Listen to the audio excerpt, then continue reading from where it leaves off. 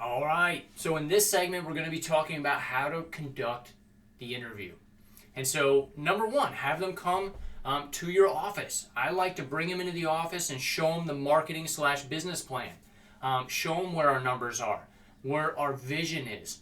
Because again, they want to be a part of something that they feel like that they're working towards. There is a story in this book from Simon Sinek, Start With Why, and they talk about two masons. And so he was interviewing these masons. He went to the first mason and he said, hey, how do you like your job? And the guy was like, I really like my job, but it's hard, it's heavy lifting, it's in the heat all day, and but I'm here for the paycheck. The pay is good, right? And he's like, okay, great. He goes to the next mason. The mason's like, he's like, hey, how do you like your job? And he's like, oh, it's really good. He's like, but it's hard, we're in the heat, it's heavy lifting, long hours, but I'm building a cathedral. And he pointed and he showed. There's a difference there. He's building a cathedral, so he has a purpose, he has a why. The other guy's just there for the paycheck. So asking those qualifying questions, why they're here, what their purpose is, what makes them, laugh to the bank, right? What do they need to make?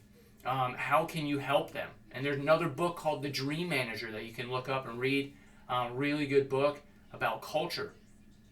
And so when you're asking these qualifying questions in the interview, you want to get them to talk.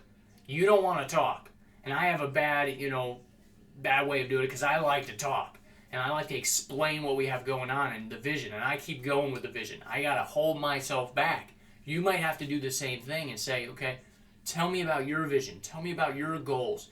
What kind of culture you basically want to be in. And then ask them those questions. And we have the interview questions. So that is on the Super Disc. So get those out. Have them ready. And then go through the questions. And then write them down. Put their name on the top of the application. Give them, rate them. So that way when you have a bunch of applications, you know which ones to start with. And then go through those on your second interview. And second interviews are good. Say, all right, great, we got a couple candidates. Bring them back in and say, hey, we narrowed it down to 5. Let's do a second interview. It could be over, via Zoom. It could be bringing them back to the shop and doing a working interview, meeting the team. You can bring them into the office and have them sit down and have your office manager kind of interview them a little bit before they come back and sit with you. So a couple options there that you can use.